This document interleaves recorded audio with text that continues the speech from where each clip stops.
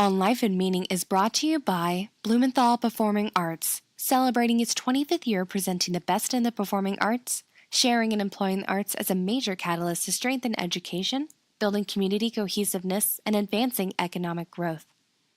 Further support is provided by Charlotte Mecklenburg Library, one of America's leading urban public libraries, delivering exceptional services and programs with a mission to improve lives and build a stronger community. And by the Arts and Science Council, Charlotte Mecklenburg's resource hub and lead advocate for the regional cultural community, providing culture for all.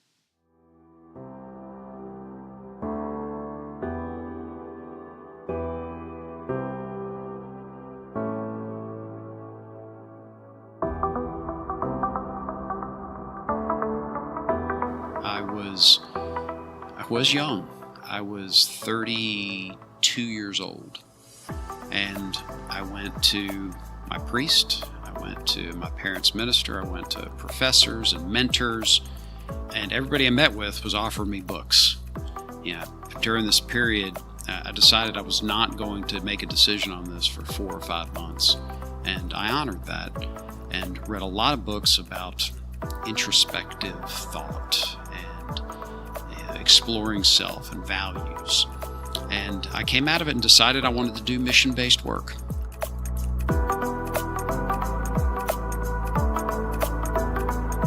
Michael Smith is president and CEO of Charlotte Center City Partners, a placemaking organization that drives the economic, social, and cultural development of the Center City of Charlotte.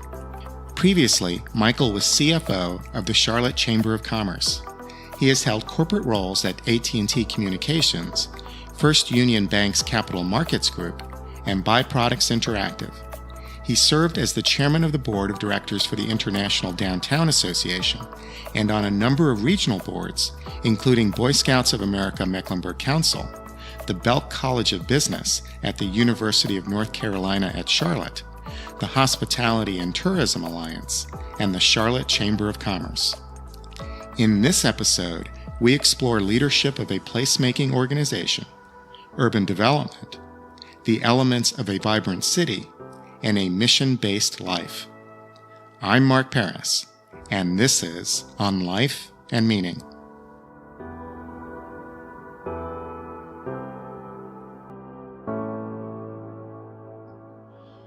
Michael, welcome. Thanks, Mark.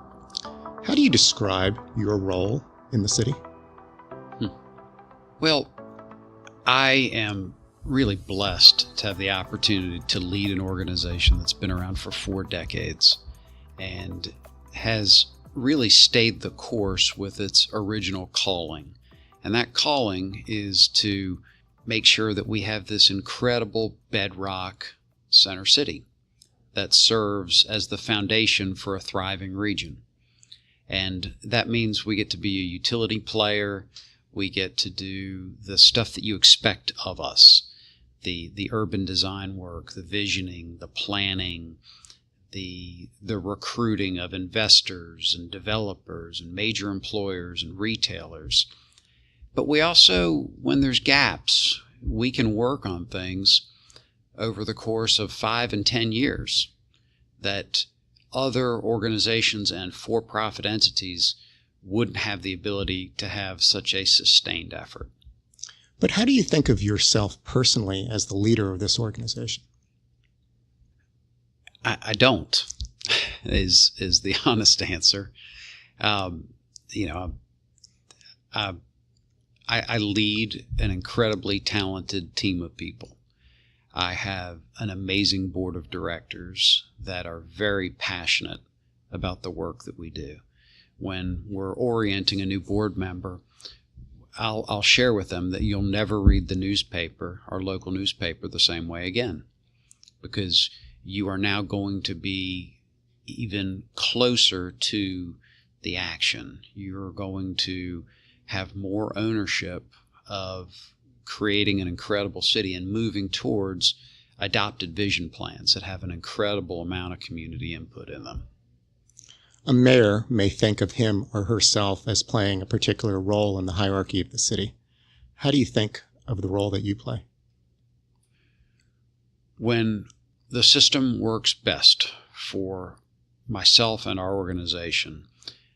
We're an invisible hand. We are expert witnesses. We are a technical resource to the decision makers, to our elected officials, to our business leaders, and we are finding inspiration within ourselves, within the fabric of what we see by studying our market. But we also get to study other places. I was fortunate to be the chair of the International Downtown Association for a couple of years. And in doing so, I got to know my peers and a lot of leadership from other great cities around the world. And we try to bring that back and, put it into the spice rack. What is Charlotte Center City Partners' relationship to other municipal units in the city? So we're not an authority. So everything that we achieve has to be done by having an unmatched ability to convene and define opportunities and define problems. And that's what I try to lead with. I try to lead with making sure we have the right people thinking about our biggest opportunities that can change the city, trying to take whatever we're working on and spin it 360 so that we can get to the side of it that you couldn't get to on your own. And that often takes a lot of voices in the room, because as soon as you think you have it figured out, you better test that idea with a few others to make sure you're able to see all sides of it. Leaders self-examine. What do you think you're particularly good at in your role? I think that my passion of creating great teams and uniquely missioning people with shared visions has created great outcomes through the work that we do. I've now been doing this for 13 years, which is amazing. I thought I would do it for 5 years, and there would be so much friction that I would just ignite into flames and go do something else. But it's worked, and I think a lot of that is the quality of the people that I've been able to work with. And it's also the way you're a resource, and you resource your team to your board so that we can all be rowing in one direction. You do lead a team. What do you look for in the people you hire? A gating question of finalists is, do you believe that you could change this city forever? And we really try to hire people that are incredibly talented in their area of expertise, whether that's community building, events, communication strategy, urban design, but they've got to be passionate. This has got to be passion work, because that's the only thing that can sustain this kind of work, because this work can be grueling because it doesn't happen overnight. I love the reflections that I've heard about how the South End, happened overnight. It was 2 decades overnight success. And that's for a lot of the work in city building. How would you describe the culture of your office? It's a highly innovative place. It's animated. It is fun. There's a lot of care for each other. When there's always somebody who's going through a cycle of need, and I'm always really impressed by the way the team responds, whether that's meals in the freezer or visits or coverage with kids, whatever it is that person needs. But there's an incredible work ethic. And I like the way this organization puts together things that wouldn't normally go together. Like a lot of my peer organizations do not have a robust event production organization with urban planning, with economic development. Yet we're better at urban planning and pulling people together for community events because of the event expertise, because every time we call people together, it is not just dots on the board and what's your favorite flavor. It's fun. And it's amazing what you get out of people when you put them in an environment and you pull out a little more creativity. You have been doing this for 13 years in this role. Every day is a new challenge. You continue to grow. What could you get better at? Well, all of us would love to erase our blind spots.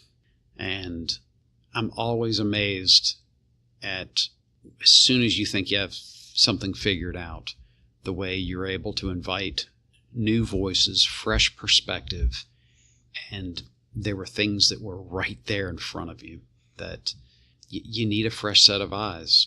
And I keep thinking that as I get older and I have more experiences, the number of blind spots will be removed. But, we all begin from where we sit and how we were raised and the collection of experiences we have.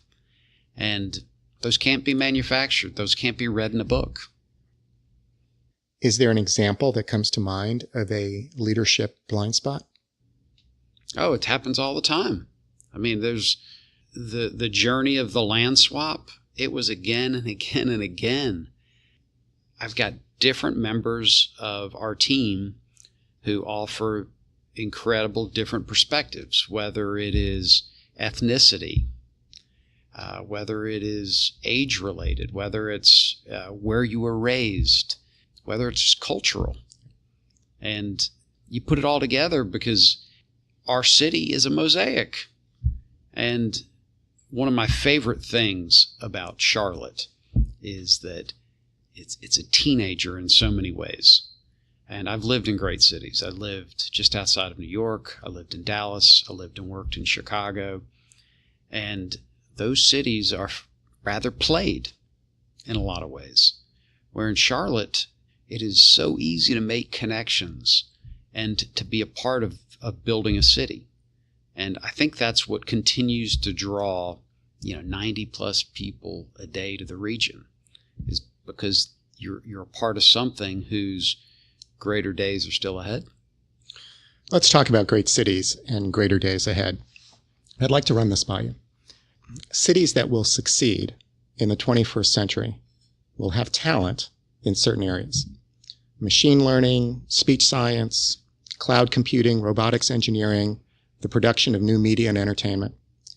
They will have internationally diverse populations, robust multimodal regional transportation. They will have first-tier centers of global learning and have deep entrepreneurial capital. That sounds like Boston, Pittsburgh, Vancouver, Austin, not Charlotte. Do you agree? I think there are opportunities on that list that are ripe for us, and I think there's gaps. There is so much going on in artificial intelligence, in the concept of food as medicine. We don't need to be all things. We need to find the few things where we have a good base and continue to invest in them. I think that our university has made incredible strides. UNC Charlotte, since it began issuing doctoral degrees and continues to climb.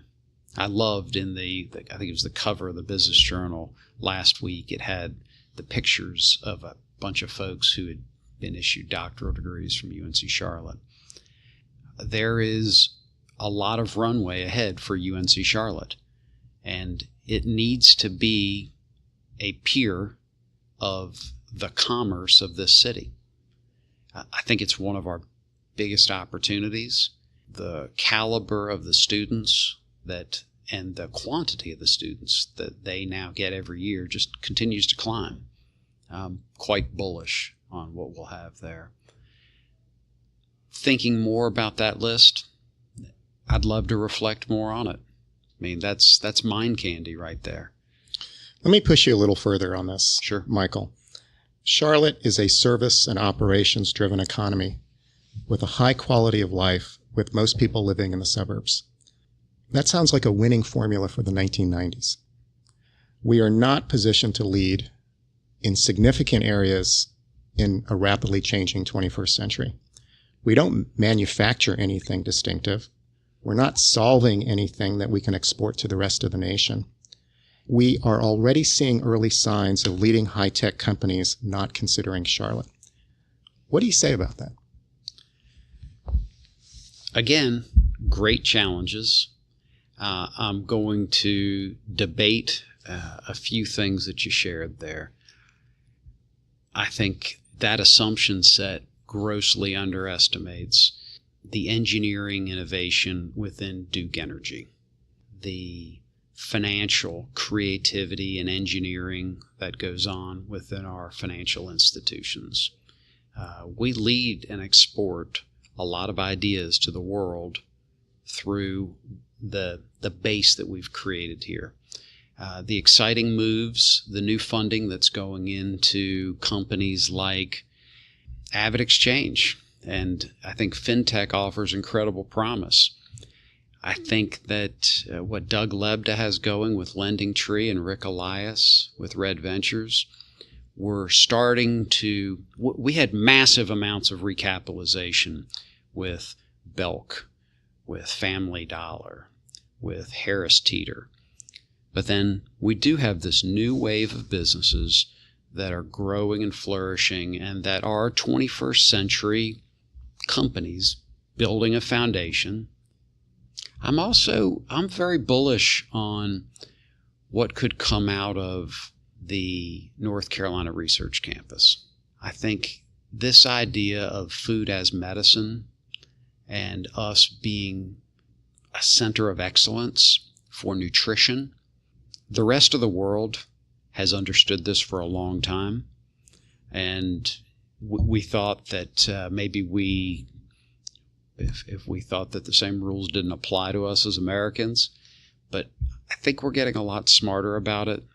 The issues of GMOs, the engineering of food sources. But now there are studies that are connecting and predicting health challenges for each of us that are as unique as our fingerprints. And there are nutritional strategies that can be connected to them. And some of this thinking is going on right here in Kannapolis. The work of Dr. Zeisel with the Nutrition Research Institute. We have our pockets. We just need to better tell that story as well. Michael, I did several searches on the best downtowns in America, and Charlotte did not come up. Not on any list for small, mid-size, or large cities. Why don't you think Charlotte made the list? Well, I would make the case with complete honesty that Charlotte is the finest downtown in the Southeast. I think peerless. I think that we've got an incredible offering that we have prioritized for 4 decades, and that becomes a real differentiator for us. I believe that we have to better tell the story. So in communication strategy, you always have to take an inventory of what are your assets, and then you have to go out and speak to your audience and understand what do they think of you. And then you find where there's an intersection and where there's a gap.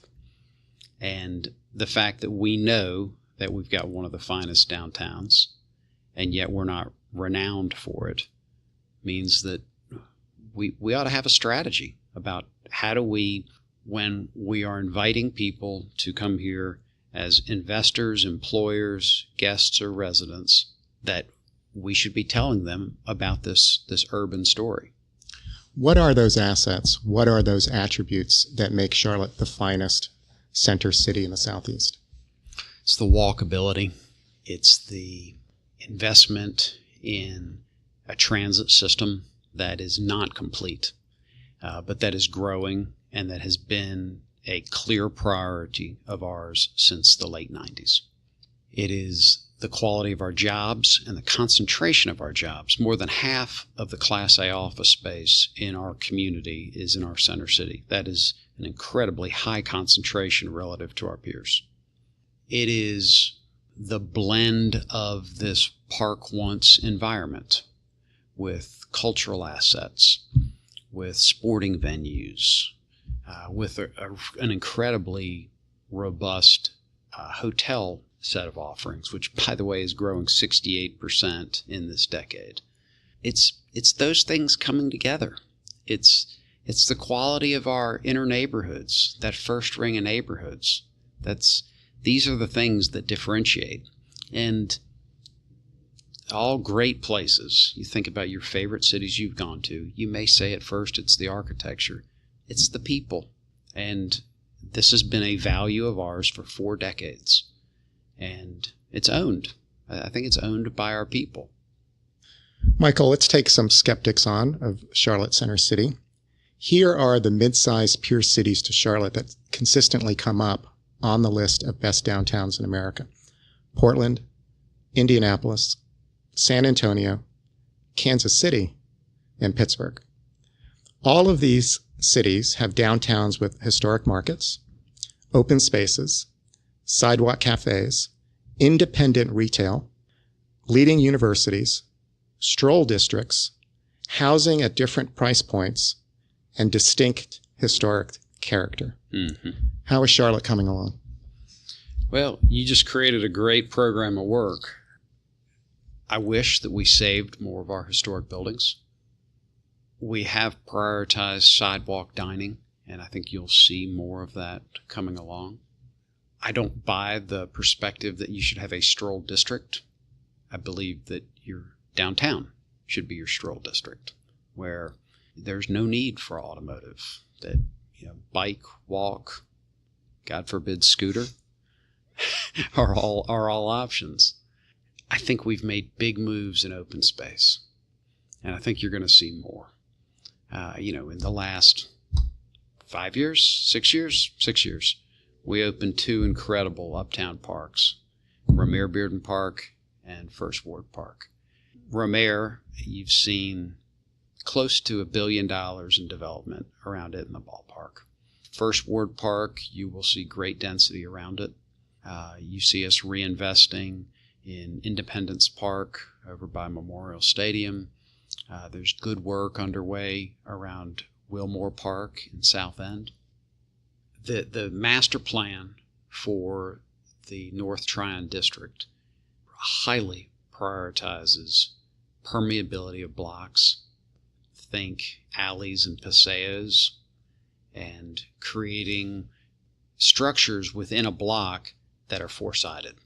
And it's an attempt to not try to outdo South Tryon, but be something new. But then to that issue of affordability. This is not a center city issue.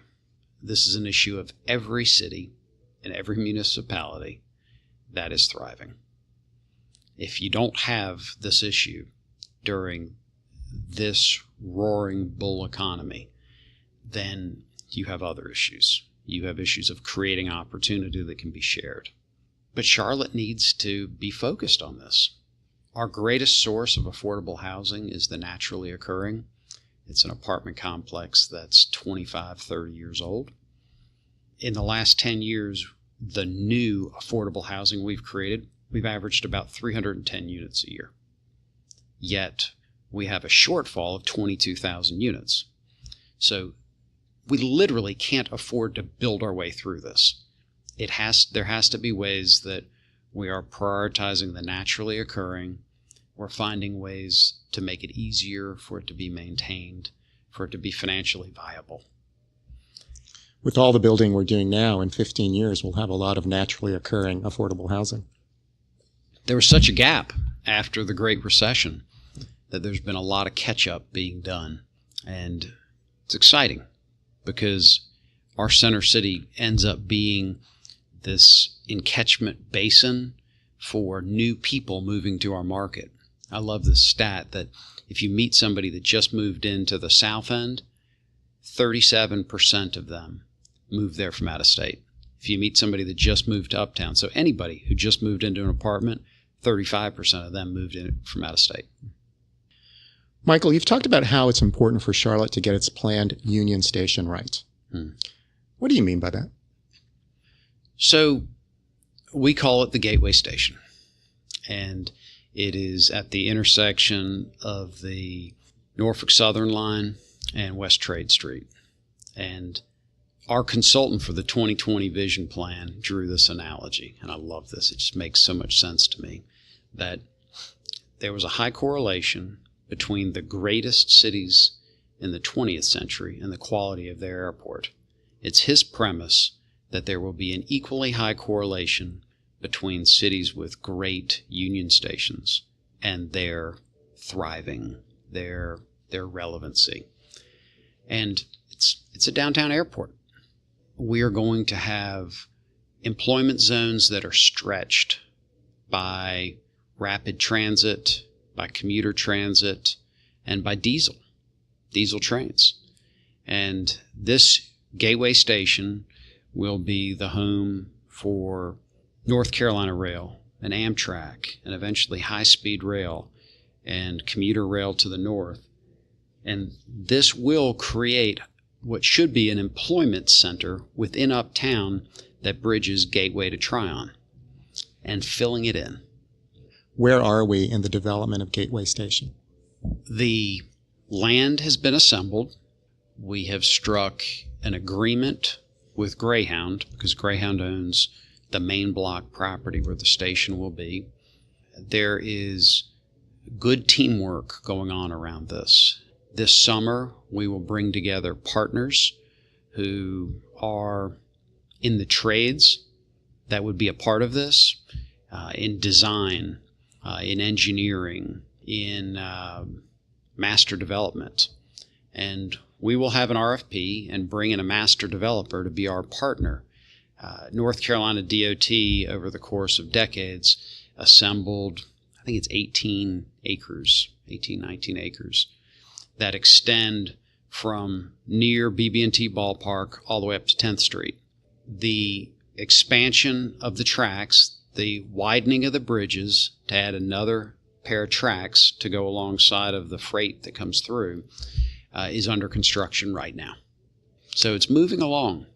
When will we see a Union Station? It is within earshot. I mean, it's 2022, I think would be realistic, maybe 2023. And it will be yet another shaping piece of infrastructure as we're building the city together. You anticipate breaking ground in the next 2 years? Yes. Think of how big a move it was when we made the commitment to Charlotte Douglas and the role that that's played in our city. Imagine our city without that. You can't. They're intertwined. Our aspiration is Gateway Station will be seen that way. Michael, let's talk about you. You grew up in Greensboro. What comes to mind when you think about your childhood? Family. I was incredibly blessed with great parents and a great brother. And we moved a good bit. I was born in Union, New Jersey, and moved south in first grade. So coming south with that great Jersey accent was quite a journey. And then we moved back up to Basking Ridge, New Jersey, in 8th grade, and was up there 8th, 9th, and 10th grade, and then back to Greensboro. So just often enough to let that accent get settled in, back to Jersey, back to Greensboro. But yeah, I finished in Greensboro. And Greensboro was an incredible city to grow up in. Parks everywhere, youth sports. It was a great family town. And it's a city that I have great hopes for. I've got a good friend who runs their downtown organization who I'm in contact with regularly, Zach Matheny. And Tell me about mom and dad.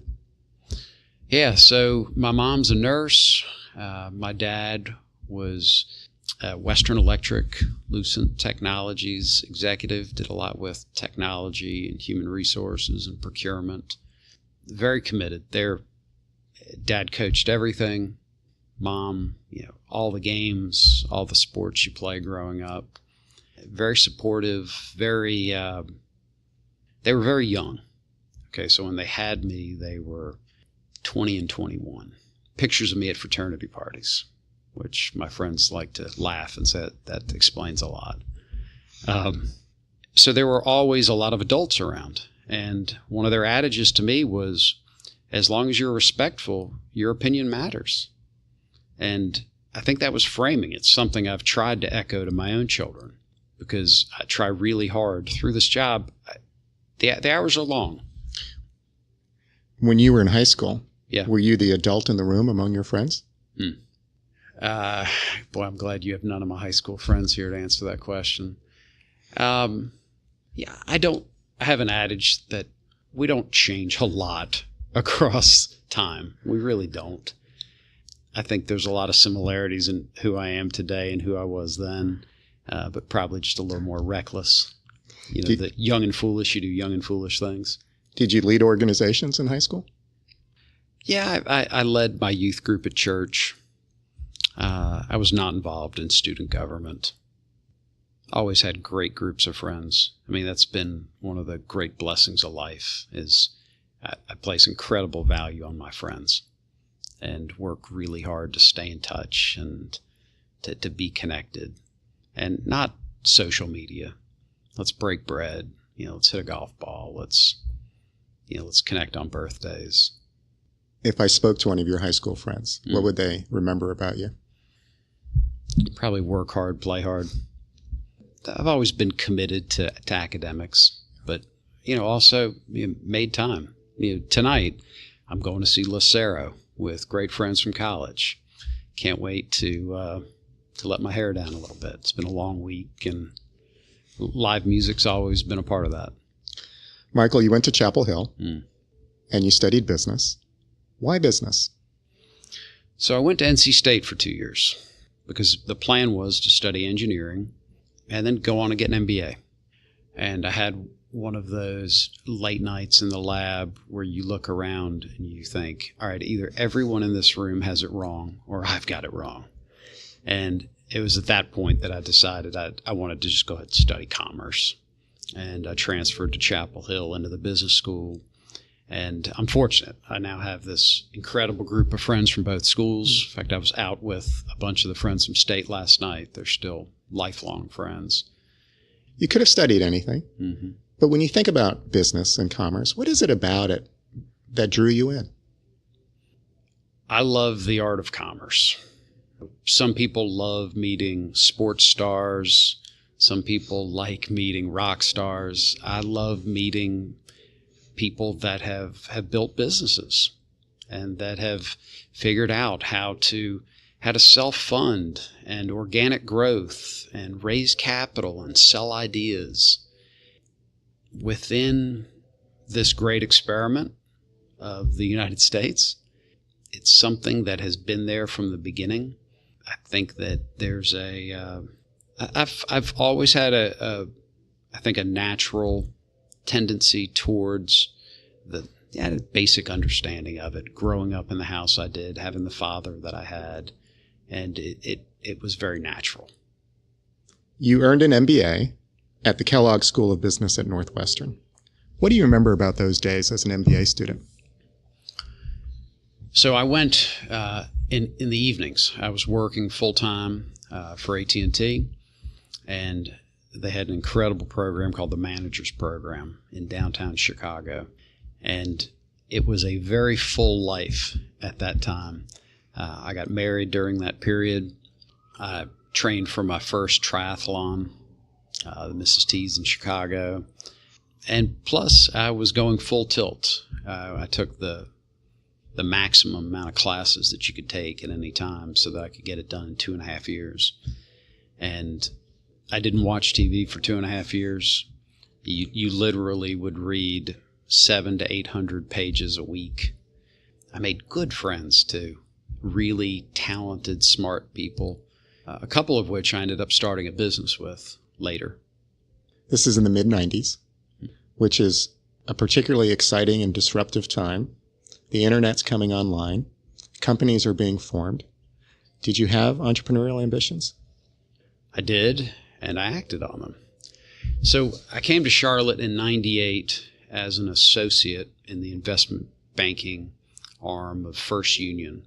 And First Union was really forming the basis of what now is a really healthy, strong investment banking practice. Those were new days. I was there for 3 years and learned a lot. It's incredible what you learn by needing to study new industries every week and model businesses and model competition across industries. But then one of my really good friends from graduate school, Tim Cartwright, reached out with a concept that he and a friend were beginning to finance and form, and it was in the byproduct space. It's about as unsexy as it gets. Every primary process creates a byproduct, and the food business, food and ag, has a lot of that, which is not the most appetizing of things. But the offal is one example. Dried brewer's yeast, orange juice pulp, all those things. It's, believe it or not, at that point, back in now almost 20 years ago, it was a $50 billion industry, and the margins for trade were 30, 40, 50%. Very inefficient. So we had an opportunity to go after, and we formed a company called Byproducts Interactive, and it was a great 3-year run. The business still exists, kind of a single. What years were you at Byproducts Interactive? 99, 2000, 2001. Michael, you had an MBA, you came from the capital markets, and you joined a startup. What were your ambitions? The ambitions of every entrepreneur: to see something no one else sees, to build something, to take great risk, and to see great reward, to disrupt an industry, to be able to create something, to act on all that training, all those great professors, all the workload. And we had a great team. We had a great board of directors. We had the COO of Cargill. We had the head of the entrepreneurial program at Kellogg. We had the leading entrepreneurial attorney in the city of Chicago. We had board members from the Chicago Board of Trade and the Mercantile Exchange. Really a great mix.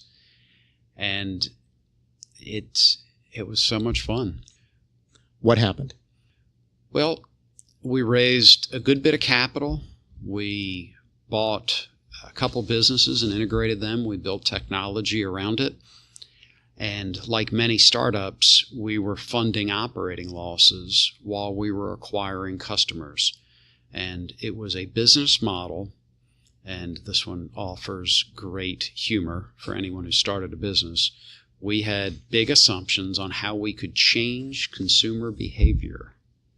Anytime you have to change behavior, you are taking on something. It's much better to address existing demand than create demand. And we were trying to create demand. We were making good progress. We went live with our exchange, and 9/11 occurred, and capital just dried up like that. So I came back and sat with my two partners, and we pulled in our major investors, and the decision was made that anything that was cash flowing, we would proceed with. Anything that wasn't, we were going to cease doing. And that of the three partners, one who had worked in the industry for 2 decades was going to stay and run the business, and the other two, Tim Cartwright and myself, were going to go do something else but stay active with the business. And it saved the business, but it did not offer the returns to the investors that we had hoped. Those were hard days. I mean, that's it. Anybody who's run a business that goes through that, it's a mourning period. You were a young gun entrepreneur with an MBA with ambition. But after this experience, you went through a period of reflection and introspection about your career. Take me to that moment. So I decided returning to Charlotte with a 3-year-old and a 1-year-old that I'd needed to do a 360 look at life. Because to that point, I felt like every career decision I had made was created by me being pushed to a fork in the road and choosing left or right. And I didn't want it to be binary anymore. I was young. I was 32 years old. And I went to my priest. I went to my parents' minister. I went to professors and mentors. And everybody I met with was offering me books. During this period, I decided I was not going to make a decision on this for 4 or 5 months. And I honored that and read a lot of books about introspective thought and exploring self and values. And I came out of it and decided I wanted to do mission-based work, that I found all my work before very valuable, and that maybe I had some skills in finance and marketing that would be valued by mission-based work, and that I set out to try to see what that would be. And it was a big pivot. And what happened next? So this is one of the amazing things about Charlotte, and I found a lot of social capital. I started to ask friends to make introductions, and I had the likes of Peter Sidebottom, who was running McKinsey locally, to Vicki Wilson McElreath, that was running PricewaterhouseCoopers, to Tom Nelson. I mean, it was incredible who was willing to have a cup of coffee or breakfast. And I laid it out as simply as I did to you, that I was hungry to do mission-based work, and I hadn't defined it, but I wanted to make a difference in this community and in this state because I love North Carolina. And particularly living in other places, you find this longing. And anyway, I wanted to serve.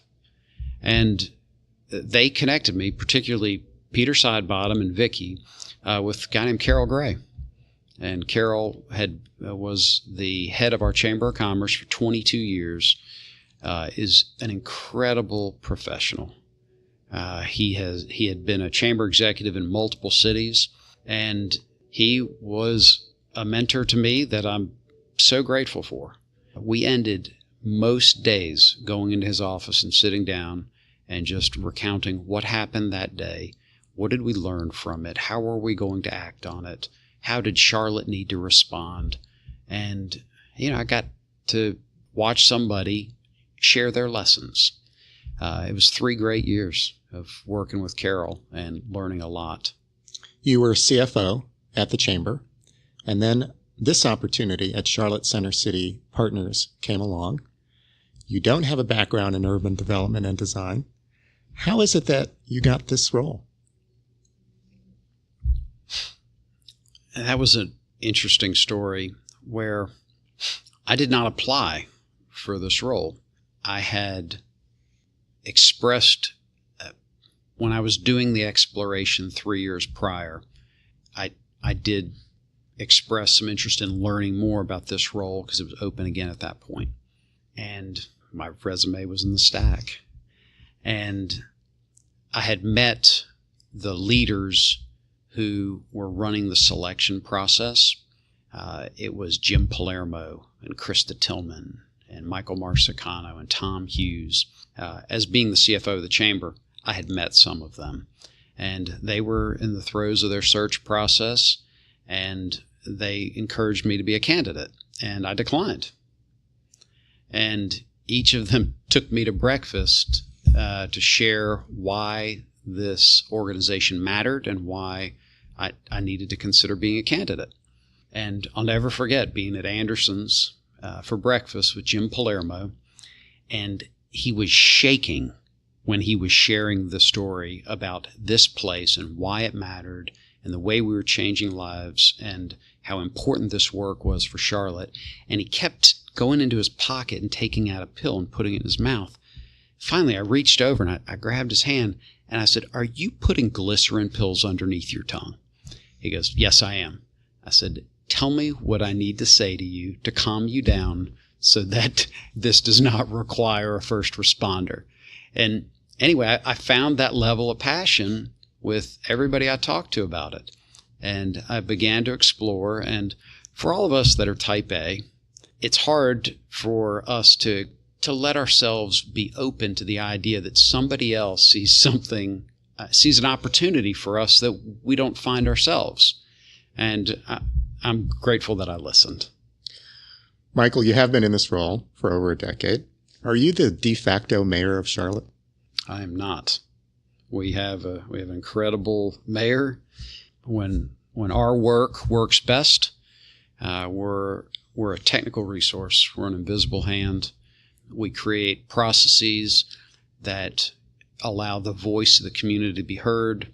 We then apply technical expertise in urban planning and design and community building. And hopefully then that can be a resource to our policymakers. Whenever you see us step to the front of the room, it's because there's a vacuum. And we see something that the only way to do it is for our board or for us or for a key stakeholder to step in. Michael, I'd like to end with a discussion about ideas and values. When you are in a bookstore, what section are you drawn to, and what would you pick up to read?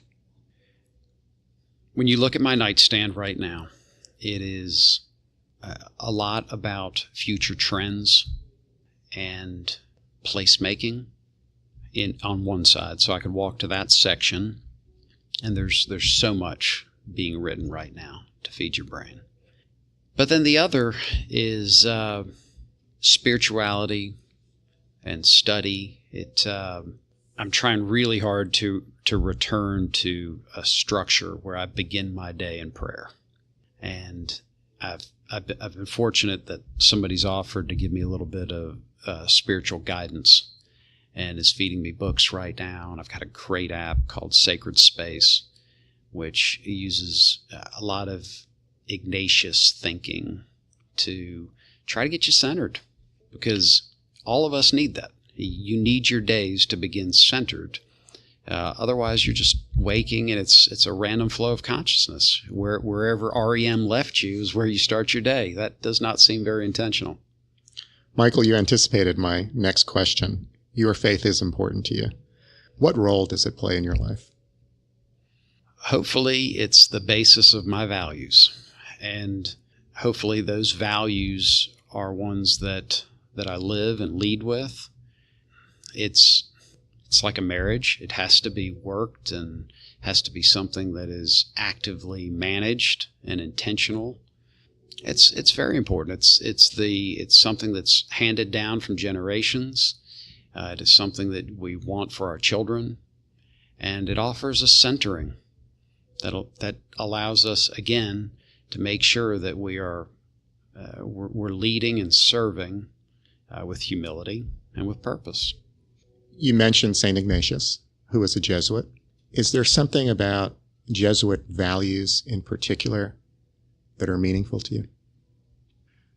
I love the Jesuit approach. They reflect on every day on where did you see Jesus in others?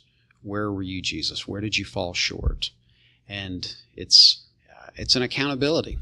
But I also love the way they value free thought in academia, in understanding others.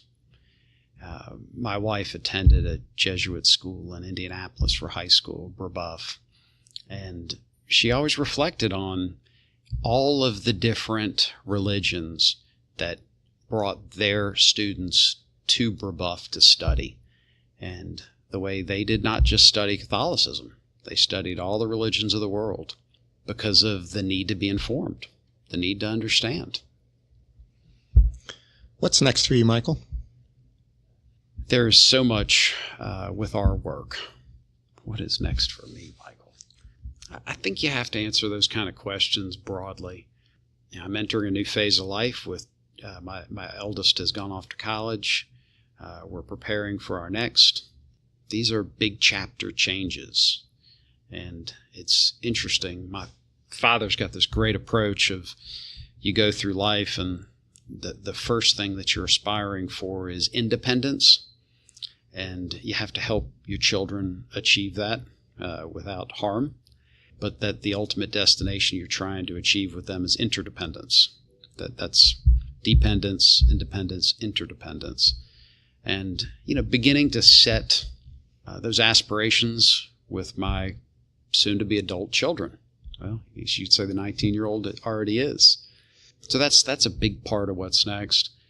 And then for our work here, it's exciting that we're approaching the end of the cycle for the 2020 Vision Plan, and it's time for our community to reflect again on what role do we want our center city, their center city, to play for the health and vibrancy of our region. And so much has changed in the last 10 years. We've grown so much as a city. I think there are a lot of things that we can do regarding our aspirations to be a more thoughtful, more inclusive city in our center city. And that was inadequately represented in the values the last time around. I think, we're all party to that. And, a chance to take the next step, it's exciting. Thank you for your time today, Michael. Thank you, Mark.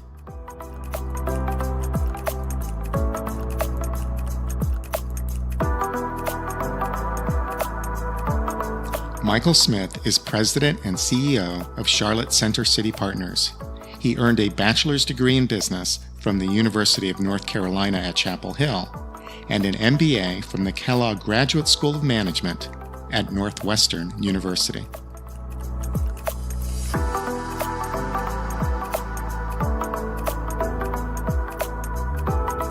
And now, a personal word.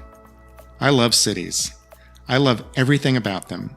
The people on the streets, the building and cranes, the cafes and restaurants, the stories, the histories, and promise. The closer the lights and grit and action, the happier I am. When I think of Michael Smith's work as a placemaker, as someone who envisions the future, who wheels and deals, who advocates and inspires to build a city, I am grateful and amazed. Grateful that he is at the helm, that he makes the big moves, the land swaps, the union stations, the public transit, the anchor tenants, and the catalyzing plans. That he attends to the details, the bicycle trails and public art, the music and festivals, the wayfinding and markets, the buskers and magazine stands, the posters and brochures. I'm amazed when he is on stage at the Charlotte Center City Partners Vision Awards in front of 1,000 people or more, celebrating what the city is becoming, inspiring fellow city builders. What a role to have in life, to shape how we experience civilization. The International Downtown Association released a report about the value of U.S. downtowns and center cities. Here are a few words the IDA used to talk about downtowns. That center cities have a disproportionate impact on the economy of regions. That they are inclusive, providing opportunities and access to essential services to people from all backgrounds.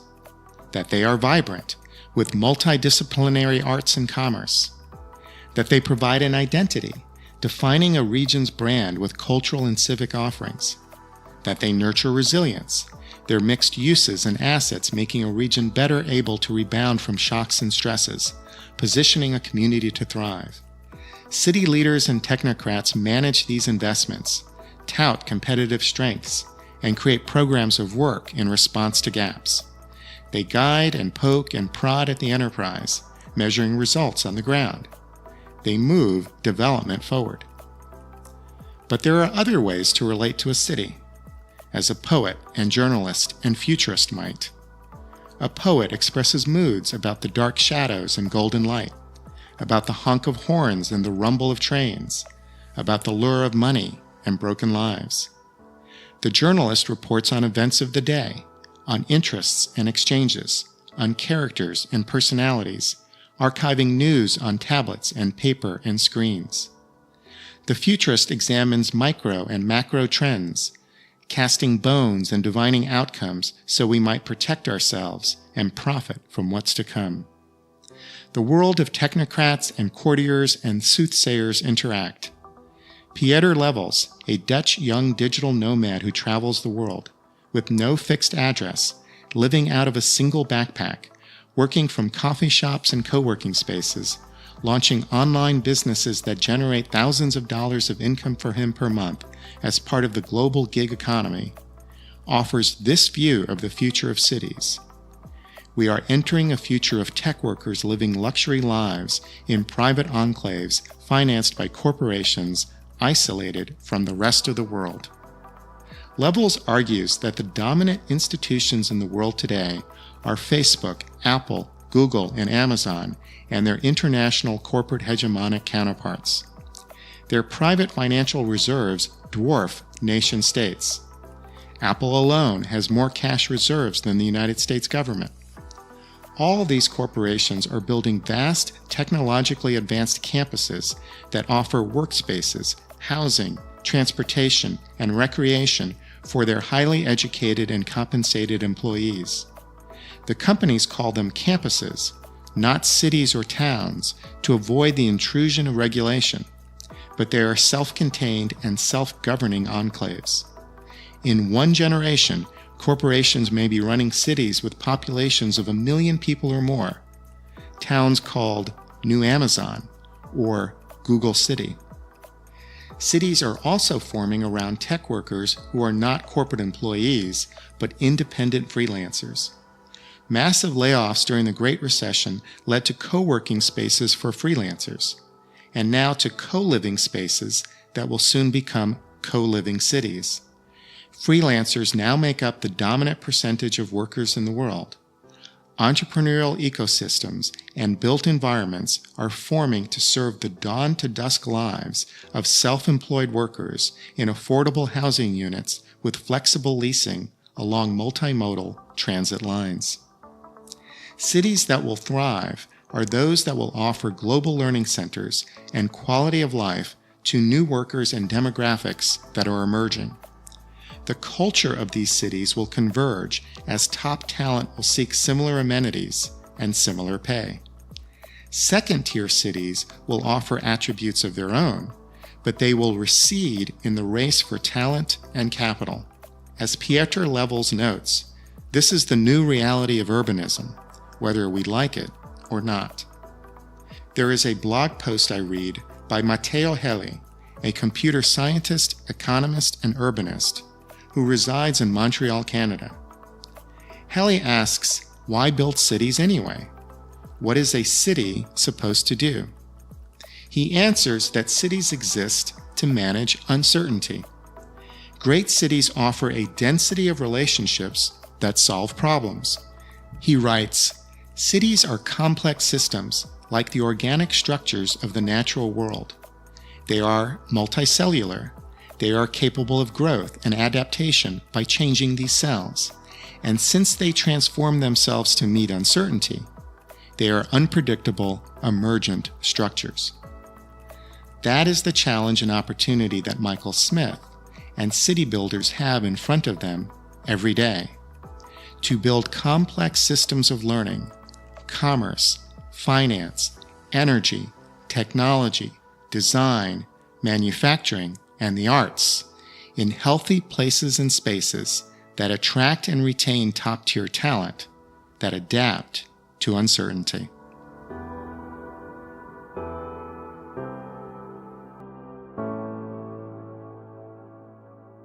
This is Mark Paris, and you've been listening to On Life and Meaning. Additional support for this podcast is provided by the UNC College of Arts and Architecture, celebrating a decade of creative education in the arts and design. Thank you to our funding partners, and to my teammates, Andy Go, producer of the show, and to Chris Curriton, art and media director. This is how you can help. Please write a review on iTunes. It helps us grow our audience. Follow us on Facebook and Twitter. We'd love to hear what you think about the show. And become a patron. We are on Patreon, a crowdsourcing platform that allows you to support what you value at a level you choose. Visit us also on our website on lifeandmeaning.com. Thank you for listening.